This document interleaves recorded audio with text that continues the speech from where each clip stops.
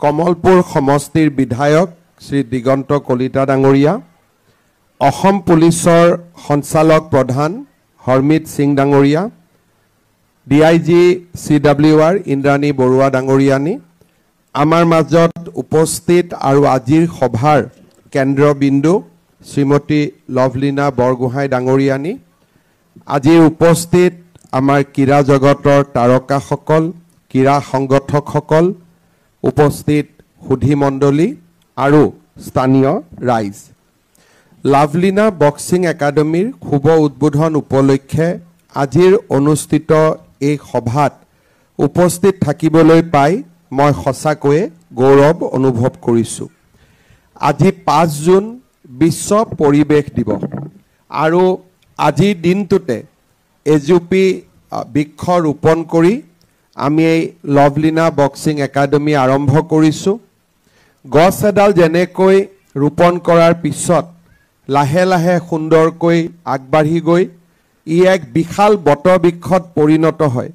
তেনেকৈ মই আশা কৰিম যে এই লাভলীনা বক্সিং একাডেমীও এডাল বিৰাট ডাঙৰ বৃক্ষলৈ যাতে ৰূপান্তৰ হয়।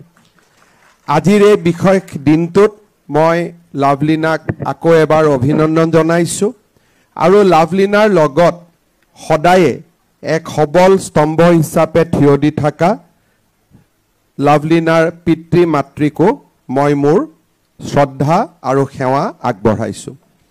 গোলাঘাট জিলাৰ বৰপথাৰৰ পৰা টকিঅ' অলিম্পিকত ব্ৰঞ্জৰ পদক অৰ্জন কৰালৈকে লাভলীনাই এক সুদীৰ্ঘ জটিল আৰু প্ৰত্যাহ্বানমূলক পথ সফলতাৰে অতিক্ৰম কৰিছে। 2024 চনৰ পেৰিছ অলিম্পিকত দেশক প্ৰতিনিধিত্ব কৰাৰ লগতে এছিয়ান চেম্পিয়নশ্বিপ, বিশ্ব বক্সিং চেম্পিয়নশ্বিপ আদিকে ধৰি বহুত আন্তঃৰাষ্ট্ৰীয় আৰু ৰাষ্ট্ৰীয় বক্সিং প্ৰতিযোগিতাত পদক জয়েৰে লাভলীনাই দেশৰ ক্ৰীড়া ইতিহাসত নিজৰ নাম সোণালী আখৰেৰে লিপিবদ্ধ কৰিবলৈ সক্ষম হৈছে। অৰ্জুন বঁটা, মেজৰ ধ্যানচান্দ খেল ৰত্ন বঁটাৰে বিভূষিত লাভলীনাৰ সফলতাই আমাৰ ৰাজ্যত ক্ৰীড়া আৰু বক্সিঙৰ জনপ্ৰিয়তাক এক সুদূৰ প্ৰসাৰী প্ৰভাৱ পেলাবলৈ সক্ষম হৈছে। অলিম্পিকত পদক লাভ কৰাৰ পিছত সমাজৰ বাবে যোগাত্মক কিবা এটা কৰাৰ সপোন লৈ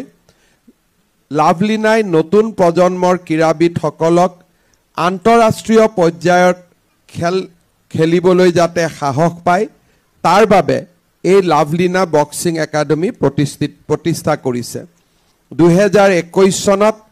লাভলীনাই ক্ৰয় কৰা এই ভূমিত সীমিত পুঁজিৰে একাডেমীখন নিৰ্মাণ কৰি ইয়াক বক্সিং প্ৰশিক্ষণৰ বাবে প্ৰয়োজন হোৱা সকলো সা সুবিধা সন্নিৱিষ্ট কৰিছে। প্ৰশিক্ষাৰ্থীসকলক ইয়াতে অন্তত 100 গৰাকী প্ৰশিক্ষাৰ্থীক যাতে ট্ৰেইনিং দিব পাৰে তাৰ বাবেও ব্যৱস্থা কৰা হৈছে। আমাৰ গ্ৰাম্যাঞ্চলৰ প্ৰতিভাৱান খেলুৱৈসকলে যাতে এই বক্সিং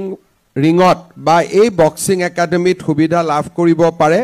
তাৰ বাবে বক্সিঙৰ ট্ৰেইনিঙৰ ফিজ মাত্ৰ 500 টকাত ধাৰ্য কৰা হৈছে, যাতে সকলো লোকে বা আমাৰ সকলো উদীয়মান খেলুৱৈ এই সুবিধা গ্ৰহণ কৰিব পাৰে। মই বিশ্বাস কৰোঁ লাভলীনা আমাৰ নৱ প্ৰজন্মৰ বাবে ইতিমধ্যে এক আইকন স্বৰূপ আৰু লাভলীনাৰ ব্যক্তিগত তত্ত্বাৱধানত এই বক্সিং একাডেমীয়ে আমাৰ জাতীয় জীৱনত নতুন প্ৰজন্মৰ মাজত প্ৰেৰণাৰ সৃষ্টি কৰিব আৰু বহুত নতুন লাভলীনাৰ সৃষ্টিত সঁচাকৈ প্ৰেৰণাৰ স্ৰোত হিচাপে এই বক্সিং একাডেমীখনে কাম কৰিব। ইতিহাসৰ পাত লুটিয়ালে আমি দেখা পাওঁ যে বক্সিঙৰ আৰম্ভ হৈছিল 1500 শতিকাত। তেতিয়া এই খেল অৰ্গেনাইজ নাছিলে। এই খেলৰ জনপ্ৰিয়তা বৃদ্ধিত ৰোমানসকলৰ গুৰুত্বপূৰ্ণ ভূমিকা আছিল। 1700 শতিকাত এই প্ৰতিযোগিতা বা বক্সিঙৰ পুনৰুত্থান ঘটে। 1904 চনত বক্সিঙক অলিম্পিকত অন্তৰ্ভুক্ত কৰা হয়। ভাৰতবৰ্ষত 1950 চনৰ মাৰ্চ মাহত বক্সিঙৰ প্ৰথমখন ৰাষ্ট্ৰীয় চেম্পিয়নশ্বিপ অনুষ্ঠিত হৈছিল। অসমৰ বক্সিং ইতিহাসৰ অগ্ৰগামী যাত্ৰাৰ আৰম্ভ কৰিছিল উলুবাৰী বক্সিং ক্লাবে। আজি এনেকুৱা এটা সংযোগ যে ৰাতিপুৱা মই ইয়াত আহিছোঁ আৰু গধূলি 6টা বজাত মই উলুবাৰী বক্সিং ক্লাবতো যাম। গুৱাহাটী মহানগৰীৰ উলুবাৰীৰ কছাৰী বস্তি এলেকাত 1950 চনত উলুবাৰী বক্সিং ক্লাব গঠন হৈছিল। 1980 চনৰ পাছৰে পৰা উলুবাৰী বক্সিং ক্লাবৰ প্ৰাংগণতে অসম ভিত্তিত বাৰ্ষিক বক্সিং প্ৰতিযোগিতা আৰম্ভ হৈছিল আৰু এই ক্লাবে অসমৰ হৈ ৰাষ্ট্ৰীয় প্ৰতিযোগিতাবোৰত প্ৰতিনিধিত্ব কৰিছিল। আনহাতে অসমৰ বক্সিং প্ৰসাৰত এক নিৰ্ণায়ক ভূমিকা লোৱাত আগবাঢ়ি গৈছিল আসাম এমেচাৰ বক্সিং এছ'চিয়েশ্যন। 1979 চনত স্থাপন হোৱাৰ পৰা এই সংস্থাই প্ৰতি বছৰে আন্তঃজিলা বক্সিং প্ৰতিযোগিতা অনুষ্ঠিত কৰি আহিছে। এই সংস্থাই নেশ্যনেল চেম্পিয়নশ্বিপত অংশগ্ৰহণ কৰিবলগীয়া খেলুৱৈসকলক প্ৰশিক্ষণৰো ব্যৱস্থা কৰে। সুপৰিকল্পিত ব্যৱস্থাৰ মাজেৰে বক্সিং খেলক আগুৱাই নিয়াৰ ক্ষেত্ৰত আজি উদ্বোধন কৰা লাভলিনা বক্সিং একাডেমীয়ে এক গুৰুত্বপূৰ্ণ ভূমিকা গ্ৰহণ কৰিব। আন্তঃৰাষ্ট্ৰীয় পৰ্যায়ৰ বক্সিঙত অসমৰ জয়যাত্ৰা আৰম্ভ হৈছিল 2004 চনত। সেই বৰ্ষত তুৰ্কীৰ ইস্তানবুলত অনুষ্ঠিত হোৱা আন্তৰ্জাতিক আহমেদ কমাৰ্ট বক্সিং চেম্পিয়নশ্বিপত অসমৰ বাবে প্ৰথমবাৰৰ বাবে প্ৰতিনিধিত্ব কৰিবলৈ প্ৰণামিকা বৰাই সুযোগ পাইছিল আৰু ব্ৰঞ্জৰ পদক লাভ কৰিছিল। 2005 চনত কল্পনা চৌধুৰীয়ে বিশ্ব চেম্পিয়নশ্বিপত ব্ৰঞ্জৰ পদক, 2006 চনত প্ৰতিভা কছাৰীয়ে 21 সংখ্যক আহমেদ কমাৰ্ট বক্সিং চেম্পিয়নশ্বিপত ব্ৰঞ্জৰ পদক, পৰৱৰ্তী সময়ত গুৱাহাটীত অনুষ্ঠিত হোৱা চতুৰ্থ অসম বক্সিং চেম্পিয়নশ্বিপত কল্পনা চৌধুৰীয়ে সোণৰ পদক অৰ্জন কৰিবলৈ সক্ষম হৈছিল। সৰ্বভাৰতীয় বক্সিং সংস্থাই 2011 চনত অনুষ্ঠিত কৰা যুৱ মহিলা বক্সিং চেম্পিয়নশ্বিপত মিনি বসুমতাৰীয়ে সোণৰ পদক লাভ কৰি অসমৰ নাম উজ্বলাই তুলিছিল। অসমৰ শিৱ থাপাই কেইবাবাৰো বক্সিঙত অলিম্পিকত অংশগ্ৰহণ কৰি অসমক গৌৰৱান্বিত কৰিছিল। বিশ্ব বক্সিং চেম্পিয়নশ্বিপত 6 বাৰকৈ পদক আজুৰি আনিছিল। সমান্তৰালভাৱে অসমৰ ভাগ্যৱতী কছাৰী, ফুইলাও বসুমতাৰী, যমুনা বড়ো, বুলেন বুঢ়াগোহাঁই, অমিশা কুমাৰী ভাৰতী, ৰুমি গগৈ, জয় কুমাৰী লামা, জাহ্নৱী গগৈৰ লগতে অন্যান্য কেইবাগৰাকীও বক্সিং খেলুৱৈয়ে বিভিন্ন ৰাষ্ট্ৰীয় আৰু আন্তঃৰাষ্ট্ৰীয় পৰ্যায়ৰ বক্সিং চেম্পিয়নশ্বিপত অংশগ্ৰহণ কৰি পদক অৰ্জনেৰে অসমৰ বক্সিং ক্ষেত্ৰখনলৈ এক উল্লেখযোগ্য অৰিহণা আগবঢ়াবলৈ সক্ষম হৈছিল। অংকুচিতা বড়ো 2018 চনত অনুষ্ঠিত বিশ্ব চেম্পিয়নশ্বিপত সোণৰ পদক অৰ্জন কৰিছিল। টকিঅ' অলিম্পিকত ভাৰতক প্ৰতিনিধিত্ব কৰি লাভলিনাই ব্ৰঞ্জৰ পদকেৰে অসমৰ ইতিহাসত অলিম্পিকত পদক লাভ কৰা প্ৰথম অসমীয়া হিচাপে নিজৰ চিনাকি দিবলৈ সক্ষম হৈছিল। এই ধৰণে যদি আমি চাবলৈ যাওঁ যে বক্সিং এনেকুৱা এটা ক্ৰীড়া য'ত নেকি অসমে এনেকুৱা নহয় যে এজন খেলুৱৈয়ে ভাল ৰিজাল্ট কৰিছে, ইয়াৰ এটা উজ্জ্বল এটা পৰম্পৰা আছে। তাৰ মানে বক্সিঙক আমাৰ নতুন প্ৰজন্মই আদৰণি ল'ব পাৰে, আমাৰ বক্সিঙক এটা কেৰিয়াৰ হিচাপে গ্ৰহণ কৰিব পাৰে, কাৰণ অসমে বহু কেইগৰাকী বক্সিং তাৰকাৰ জন্ম দিয়াৰ উদাহৰণ আছে। আৰু সেইকাৰণে ডেকা বিশেষকৈ নতুন প্ৰজন্মৰ ল'ৰা ছোৱালীয়ে চিন্তা কৰাৰ প্ৰয়োজন নাই যে বক্সিং খেলিব প্ৰেক্টিছ কৰিলে আমাৰ কিবা এটা হ'বনে নহ'ব। কাৰণ মই ইমানবিলাক নাম এইকাৰণেই পঢ়ি দিলোঁ যে আমাৰ বাবে বক্সিং অচিনাকি নহয়, বক্সিং আমাৰ বাবে এক চিনাকি নাম। আৰু এই বক্সিঙত ইতিমধ্যে কেইবাগৰাকীয়ে অলিম্পিক খেলিব পাৰিছে অসমীয়াই। গতিকে লাভলিনাই যদি অলিম্পিক খেলিব পাৰিছে, অংকুচিতা বড়ো, শিৱ থাপাই যদি ভাল নাম কৰিব পাৰিছে, আৰু অসমৰ বহু উদীয়মান যুৱক যুৱতীয়ে ছাত্ৰ ছাত্ৰীয়ে অনাগত দিনত নিশ্চয় ইয়াতকৈও ভাল সুনাম অৰ্জন কৰিব পাৰিব।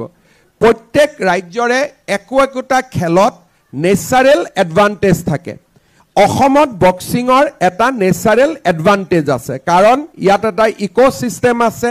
পুৰণা খেলুৱৈ আছে, সংগঠক আছে, অৰ্গেনাইজাৰ আছে। গতিকে এই বক্সিঙৰ ইক'চিষ্টেমটোক আমি যদি ব্যৱহাৰ কৰিব পাৰোঁ আমি আৰু বহুত ভাল বক্সিং খেলুৱৈ আমি সৃষ্টি কৰিব পাৰিম মই লাভলিনাক ইনস্পায়াৰ কৰা নাছিলোঁ কিন্তু কাকতলীয়ভাৱে আজিৰ বক্সিং একাডেমীখন মোৰ কৰ্মক্ষেত্ৰ জালুকবাৰী সমষ্টিতে ইয়াত স্থাপিত হৈছে তাৰ বাবেও মই লাভলিনাক বহু অন্তৰৰ হৃদয়তম কোণৰ পৰা ধন্যবাদ আৰু কৃতজ্ঞতা জনাইছোঁ মই আশা কৰোঁ যে আমাৰ চন্দ্ৰাৰ স্থানীয় ৰাইজে সদায় চেষ্টা কৰিব যাতে ইয়াতে অহা খেলুৱৈসকল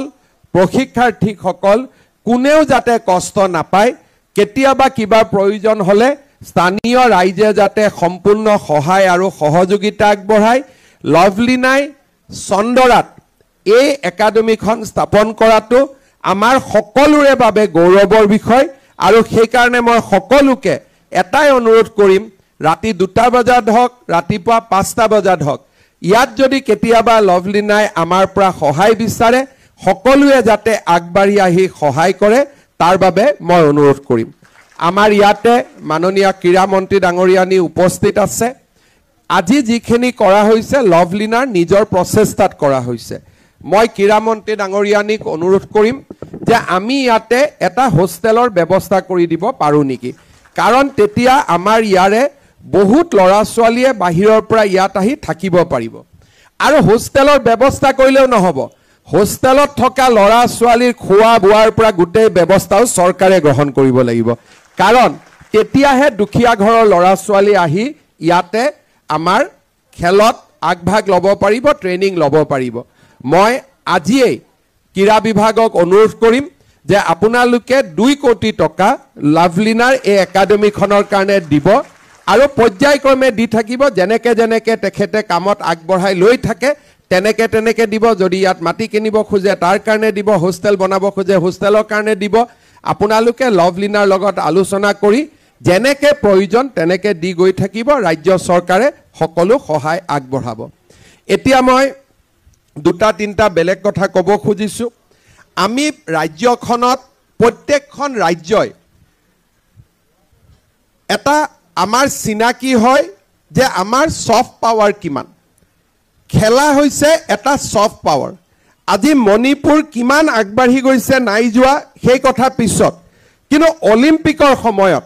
বা নেশ্যনেল গেমছৰ সময়ত মণিপুৰৰ নাম ভাৰতৰ সকলো ৰাজ্যই ল'বলগীয়া হয় because sports is a soft power of Manipur. আজি আমাৰ ৰাজ্যত লাহে লাহে আমি বহুখিনি ইনফ্ৰাষ্ট্ৰাকচাৰ নিৰ্মাণ কৰিছোঁ সৰু সজাই ক্ৰীড়া প্ৰকল্প আমাৰ অহা 2 দিনৰ পৰা নেহেৰু ষ্টেডিয়ামত নতুন কাম আৰম্ভ হ'ব আমিনগাঁৱত স্পৰ্টছ প্ৰকল্প কেইদিনমানৰ পিছত চন্দ্ৰপুৰত কাম আৰম্ভ হ'ব আমাৰ ক্ৰিকেট ষ্টেডিয়াম আৰু অসমৰ প্ৰতিটো সমষ্টিতে আমি ডাঙৰ ডাঙৰ ষ্টেডিয়াম বনাইছোঁ সৰু পথাৰত লাভলিনাৰ জন্মভূমিত আমি লাভলিনাৰ নামেৰে আমি ষ্টেডিয়াম বনাইছোঁ 25 কোটি টকা ব্যয় কৰি এই গোটেই ক্ৰীড়াৰ আন্দোলনটোত আগবঢ়াই নিবলৈ আমি ইমানলৈকে কাম কৰিছোঁ যে নেশ্যনেল গেমছত যদি কোনোবাই পদক পায় লগে লগে আমি চাকৰি দিয়াৰ ব্যৱস্থা কৰিছোঁ আৰু লাহে লাহে যাতে স্পৰ্টছক বহুত দেউতাক মাকে চিন্তা কৰে যে যদি ল'ৰা ছোৱালীয়ে খেলে পিছত কি হ'ব আজি আমি এইখিনি নিৰাপত্তা দিয়াৰ চেষ্টা কৰিছোঁ যদি খেলে আপোনাৰ ল'ৰা ছোৱালীয়ে নিশ্চিতভাৱে এটা কৰ্মসংস্থানো পাব চৰকাৰে তাৰ বাবে দায়িত্ব হাতত লৈছে আৰু আজি আমি স্পৰ্টছৰ সুবিধা হোৱাকৈ হাই পাৰফৰ্মেন্স চেণ্টাৰ কৰিছোঁ যোৰহাটত গুৱাহাটীত কোকৰাঝাৰত য'ত নেকি স্পৰ্টছৰ ইনজুৰিৰ পৰা আমাৰ ফিজিকেল ফিটনেছলৈকে সম্পূৰ্ণ বিজ্ঞানসন্মতভাৱে ক্ৰীড়াবিদসকলক আজি পৰিচালনা কৰাৰ বাবে আমি ব্যৱস্থা লৈছোঁ আমিনগাঁৱত আমাৰ নেশ্যনেল বেডমিণ্টনৰ চেণ্টাৰ অফ এক্সেলেঞ্চ স্থাপন হৈছে আমিনগাঁৱত ডাঙৰ ষ্টেডিয়াম নিৰ্মাণ হৈ আছে 2 দিনতে সম্পূৰ্ণ হ'ব আজি অলিম্পিক ষ্টেণ্ডাৰ্ডৰ ছুইমিং পুল নিৰ্মাণ হৈছে বিভিন্ন ধৰণে আমাৰ স্পৰ্টছ ইনফ্ৰাষ্ট্ৰাকচাৰ হৈছে এতিয়া আমাক লাগে স্পৰ্টছ হোষ্টেল কাৰণ ল'ৰা ছোৱালীয়ে ঘৰত থাকি 50 কিলোমিটাৰ দূৰত আহি একাডেমীত প্ৰেক্টিছ কৰিব নোৱাৰে সেইকাৰণে এইবাৰ আমি ব্যৱস্থা লৈছোঁ অসমত যাতে 2000 ল'ৰা ছোৱালীয়ে থাকিব পৰাকৈ আমি অহা 5 বছৰৰ ভিতৰত স্পৰ্টছ হোষ্টেল বনাব পাৰোঁ আজি আমি যদি দেখা পাওঁ যে 2000 ল'ৰা আজি আমাৰ গোটেই অসমতে আমি যি ক্ৰীড়াৰ কাৰণে খেল মহাৰণ কৰিছোঁ বহুত টেলেণ্ট আমাৰ চকুত পৰিছে এইবাৰে খেল মহাৰণৰ পিছত আমি আইডেন্টিফাই কৰিছিলোঁ যে 600 ল'ৰা ছোৱালী এনেকুৱা আছে যাক আগবঢ়াই দিলে তেওঁলোকে বহু আগুৱাই যাব পাৰিব কিন্তু এই 600 ল'ৰা ছোৱালীক এতিয়া আমি আনি ক'ত ৰাখিম তেওঁলোকক কোনে শিকাব কাৰণ নিজৰ গাঁৱৰ প্ৰতিভাটো গুৱাহাটীলৈ আনি শিকাব লাগিলে আমাক হোষ্টেল লাগে আমাক কোচ লাগে আমাক একাডেমি লাগে আজি আমাক সেই কাৰণে আমি ৰাজ্য চৰকাৰে টেলেণ্ট সাৰ্চৰ লগতে আমি যাতে 2000 স্পৰ্টছ হোষ্টেল অৰ্থাৎ 2000 ল'ৰা ছোৱালী থাকিব পাৰে আৰু ষ্টেডিয়ামখনৰ কাষতে থাকিব পাৰে যাতে তেওঁলোকৰ কাৰণে আমি একাডেমিখন আৰু হোষ্টেলটোক আমি একত্ৰিত কৰিব পাৰোঁ আমিন গাঁৱত আমি 200 ল'ৰা ছোৱালী থাকিব পৰা হোষ্টেল বনাই আছোঁ সৰু সজাইত আমি 500 ল'ৰা ছোৱালী একেলগে থাকিব পৰা আমি হোষ্টেল বনাব খুজিছোঁ চন্দ্ৰপুৰত বনাব খুজিছোঁ ডিব্ৰুগড়ৰ খনিকৰ ষ্টেডিয়ামত বনাব খুজিছোঁ আমাৰ উদ্দেশ্যটো হ'ল at any point of time 2000 sports প্লেয়াৰক ৰাজ্য চৰকাৰে ৰাখিব ৰাজ্য চৰকাৰে খুৱাব ৰাজ্য চৰকাৰে পিন্ধাব তেওঁলোকৰ এটাই মাত্ৰ কাম হ'ব তেওঁলোকে যাতে ট্ৰেইনিং লয় প্ৰশিক্ষণ লয় আৰু অসমৰ নাম উজ্জ্বলাবৰ কাৰণে তেওঁলোকে যাতে চেষ্টা কৰে অৰ্থাৎ আমি ক্ৰীড়াক অসমৰ সফট পাৱাৰ হিচাপে আমি আগুৱাই লৈ যোৱাৰ বাবে সিদ্ধান্ত লৈছোঁ আৰু আপোনালোকে দেখা পাব যে আজি যেতিয়া লাভলিনাই হওক হিমাই হওক যেতিয়া মেডেল পাইছিল আমাৰ কিমান প্ৰধানমন্ত্ৰীকে ধৰি সকলোৱে অসমক একনলেজ কৰিছিলে আজি আন ক্ষেত্ৰত যিমানে আমি আগবাঢ়ি নাযাওঁ কিয় নেশ্যনেল ৰিকগনাইজেশ্যন সফট পাৱাৰত আটাইতকৈ বেছি এজন যেতিয়া বিজ্ঞানীৰ সৃষ্টি হয় এজন যেতিয়া ক্ৰীড়াবিদৰ সৃষ্টি হয় এজন যেতিয়া ভূপেন হাজৰিকাৰ দৰে সাংস্কৃতিক প্ৰাণৰ সৃষ্টি হয় সেই ৰাজ্যখনৰো গৌৰৱ ইকুৱেলি বাঢ়ে কাৰণ এই গৌৰৱটো অকল খেলুৱৈজনৰ নহয় তেওঁৰ পিতৃ মাতৃ আৰু এণ্টায়াৰ ষ্টেটখনে তাকে লৈ প্ৰাউড কৰে গৌৰৱান্বিত হয় আৰু ভাৰতত আৰু বিশ্বত ৰাজ্যখনৰ নামো উজ্বলি উঠে সেইকাৰণে মই অসমৰ অভিভাৱকসকলক অনুৰোধ কৰিম আমি যেনেকৈ ইনফ্ৰাষ্ট্ৰাকচাৰ বনাই থাকিম আমাৰ যাতে ল'ৰা ছোৱালীসকলকো আপোনালোকে স্পৰ্টছক এটা কেৰিয়াৰ হিচাপে ল'বৰ বাবে অনুপ্ৰাণিত কৰে আৰু স্পৰ্টছক যদি আমি কেৰিয়াৰ হিচাপে লওঁ অসমেও মণিপুৰ বা আন ৰাজ্যতকৈ আমি ভাল প্লেয়াৰ্ছ আমি ডেফিনেটলি আমি প্ৰডিউচ কৰিব পাৰিম শেষত মই এটা কথাৰে সামৰণি মাৰিম আমি যেতিয়া কোনোবা এজন ব্যক্তি আনতকৈ যেতিয়া অলপ বেলেগ হওঁ সেই ব্যক্তিজনৰ দায়িত্ব বহুত বাঢ়ি যায় আজি যদি সচৰাচৰ আমাৰ 3.5 কোটি অসমত মানুহ আছে সকলোৰে নাম আছে সকলোৰে পিতৃ আছে সকলোৰে পৰিচয় আছে সকলোৱে কাম কৰে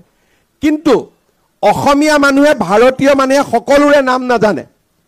হয়তো অসমৰ 200 মানৰ জানে অৰ্থাৎ তেওঁলোকক আমি আইকন বুলি কওঁ